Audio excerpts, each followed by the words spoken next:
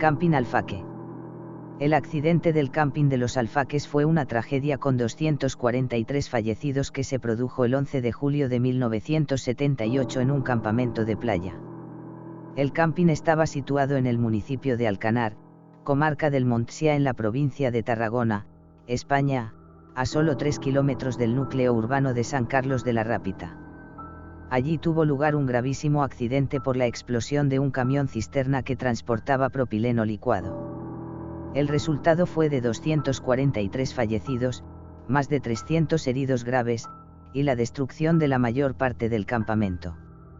El 11 de julio de 1978, un camión cisterna cargado con 25 toneladas de propileno licuado salió desde Tarragona de la refinería en Petrol y se dirigió hacia el sur por la vieja Nacional 340, hacia Alicante. La cisterna tenía una capacidad aproximada de 45 metros cúbicos y una capacidad legal máxima de 19,35 toneladas de carga de 8 bar, unas 8 atmósferas. Sin embargo, como demostró la investigación posterior, esta capacidad fue sobrepasada con creces. Por si fuera poco, la cisterna, fabricada en acero, no disponía de ningún sistema de alivio de presión. La secuencia de la tragedia se inició cuando el conductor del camión decidió conducir por la Nacional 340 en dirección sur. Después de recorrer 102 kilómetros, en el PK 159,5, a las horas 14:35, al pasar por delante del campamento Los Alfaques, ocurrió la catástrofe. En ese momento, el campamento tenía registradas unas 800 personas, y se estima que entre 300 y 400 se encontraban dentro del radio de la explosión, calculada entre 0,5 y 1 kilómetro, que mató instantáneamente a 158 personas. En la investigación subsiguiente se expuso como hipótesis más probable que el camión cisterna estaba sobrecargado, ya que llevaba unas 25 toneladas en vez de las 19 máximas reglamentarias. Aquella cantidad ocupaba totalmente el espacio disponible de la cisterna, que de este modo quedaba llena al 100%. A pesar de que inicialmente el líquido se encontraba muy frío, debido a la larga exposición al sol durante el viaje, la carga se fue calentando y con ella se generó una expansión del líquido contenido, el cual, al carecer de espacio para expandirse, elevó la presión interna muy por encima de la que correspondería a su punto de equilibrio líquido-vapor, límite para el que estaba diseñada la cisterna. A consecuencia del exceso de presión, el tanque de acero reventó posiblemente por rotura de una de las soldaduras que unían dos secciones cilíndricas de la cisterna, desdoblándola en dos piezas. En ese instante, el propileno licuado se encontró sin una pared de contención y se liberó bruscamente, al igual que ocurriría en un cohete a reacción.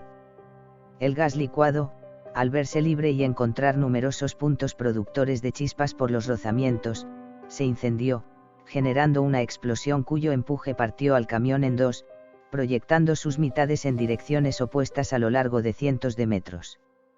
Como resultado, la parte delantera de la cisterna y la tractora del camión sufrieron un impulso hacia adelante en la dirección de la carretera.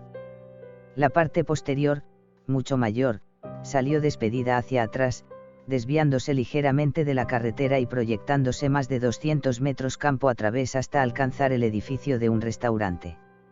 Visto el ángulo que formaron las dos partes de la cisterna, se puede inferir que la rotura de la soldadura empezó por el lado del mar, justo apuntando al camping de los Alfaques. Las dos piezas en que se rompió la cisterna se proyectaron hacia la montaña, mientras que el líquido incendiado se proyectó hacia el campamento.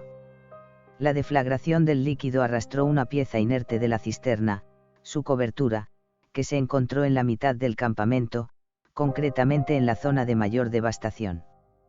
Durante la explosión, la bola de fuego cubrió en un instante la mayor parte del campamento, afectando la plaza situada al sur de la calle y a muchos de los veraneantes que estaban allí. Además, las altas temperaturas de más de 2000 grados centígrados hicieron que la gran cantidad de bombonas de gas que había en el propio campamento se inflamaran, sumándose al incendio de la explosión. Según los testigos presenciales, la temperatura en la zona fue tan alta que hizo hervir el agua de la orilla del mar hacia donde huían las víctimas. Fallecieron 158 personas en el acto, incluido el conductor del camión. Sin embargo, Si la explosión se hubiese producido pocos minutos antes, las consecuencias habrían sido desproporcionadas, ya que la carretera nacional 340 pasa también por el centro de San Carlos de la Rápita, que en esa época del año podía albergar a unas 20.000 personas, entre residentes y turistas. Se calcula que la explosión se produjo justo un minuto después de abandonar el núcleo urbano, lo que atenuó que la explosión hubiese sido más devastadora en cuanto a víctimas y destrozos materiales se refiere. Reacción inmediata. Los periódicos divulgaron que la tragedia duró aproximadamente 45 minutos, desde la explosión a la llegada de las primeras fuerzas de rescate al lugar del accidente. Mientras tanto, los veraneantes y una gran cantidad de residentes locales, de la Rápita, ya trasladaban los afectados a centros médicos en sus propios coches o autocaravanas. Las ambulancias y otras unidades de emergencia fueron llegando gradualmente al lugar. La Guardia Civil y el Ejército recorrieron el campamento arrasado buscando supervivientes. Los heridos fueron transportados a los hospitales de Barcelona y Madrid, así como a la unidad de quemados del antiguo Hospital Universitario La Fe de Valencia. Durante los días y semanas posteriores fallecieron otros 70 veraneantes debido a la gravedad de las quemaduras. En total murieron 243 personas, entre ellos muchos turistas alemanes, así como franceses y belgas. Además, más de 300 personas sufrieron graves quemaduras de consecuencias persistentes. En el accidente, 2/3 partes del campamento, sobre una superficie de 700-450 metros, fueron destruidas, aunque la parte norte del recinto permaneció casi intacta.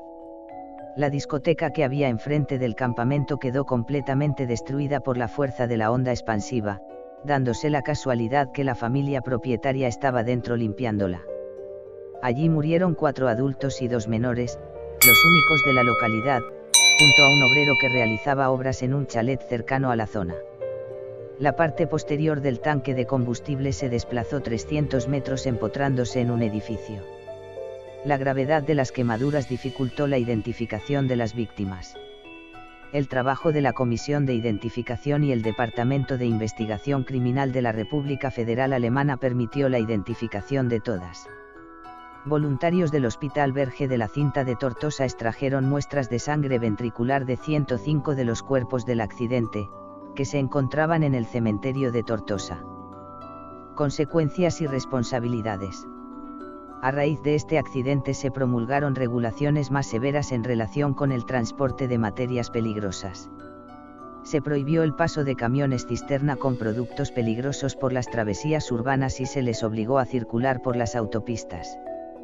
También se mejoró la seguridad de vehículos y transportistas a través de nuevas reglamentaciones sobre transporte de mercancías peligrosas por carretera, tales como la obligatoriedad de la instalación de válvulas de alivio de presión en las cisternas que transportan determinadas sustancias, como gases licuados inflamables. En 1982 se determinó la responsabilidad de 2 empresas acusadas de negligencia, imprudencia temeraria, y sentenciadas al encarcelamiento por 1 año de sus directivos. En subsecuente acción civil, se obligó en 1982 y 1983 a las empresas cisternas reunidas y Empetrol a pagar compensaciones por un total de 2.200 millones de pesetas, el equivalente a 13,23 millones de euros, sin tener en cuenta la inflación. El campamento fue reconstruido en 6 meses y hoy continúa su actividad.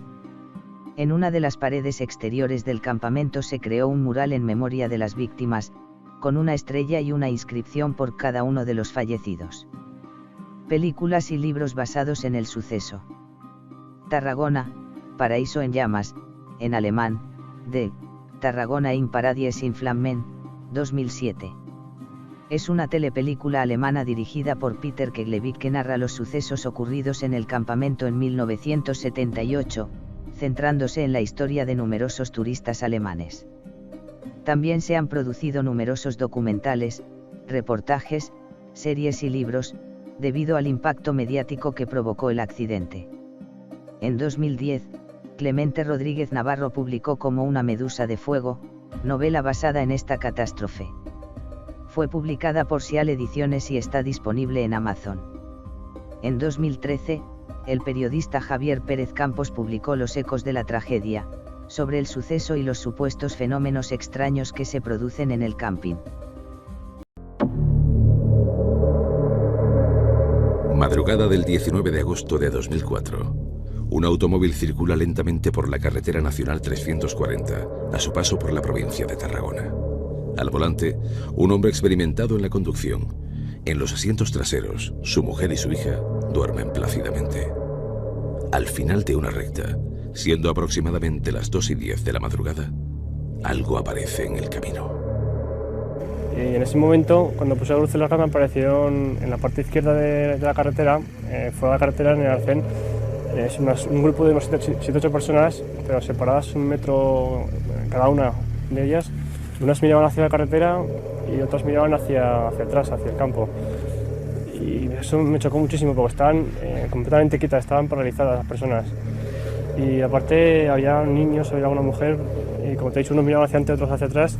Y me fijé sobre todo en el último. Al pasar en el último fue el que más me miré así, y vi que el último llevaba así con un gorro redondo para el sol, llevaba un cubo en la mano y aparte no tenía cara, o sea, lo que es la cara era todo negro. ¿Quiénes eran? ¿Qué hacían allí? ¿A quién aguardaban en mitad de la noche? Javier Martín Moraleda, persona escéptica y de talante absolutamente racional, es uno de esos testigos que han tenido el infortunio de encontrarse con una espantosa visión en ese punto de la ruta. Y no es el único. Lo que él no sabía en aquel instante es que años atrás, en el mismo lugar donde permanecían detenidos aquellos seres extraños, había ocurrido una de las mayores tragedias de la historia de nuestro país. Cuando mi mujer me comentó que yo no sabía que ese sitio estaba el Camping de los Alfaques, en primer lugar le pregunté qué pasaba aquí y me dijo que habían muerto más de 200 personas y fue una tragedia. Pues vamos, ya enseguida relacioné y digo, pues no sé, puede ser algo que tenga que ver con esto, con aquellas muertes. No, pues, la verdad es que me quedé helado cuando me lo comentó. Todo sucedió un fatídico 11 de julio de 1978. Un camión cisterna de la refinería en Petrol repleto de gas propileno paseó su carga mortal a lo largo de la costa catalana hasta que estalló justo delante del camping de los Alfaques, en el kilómetro 159.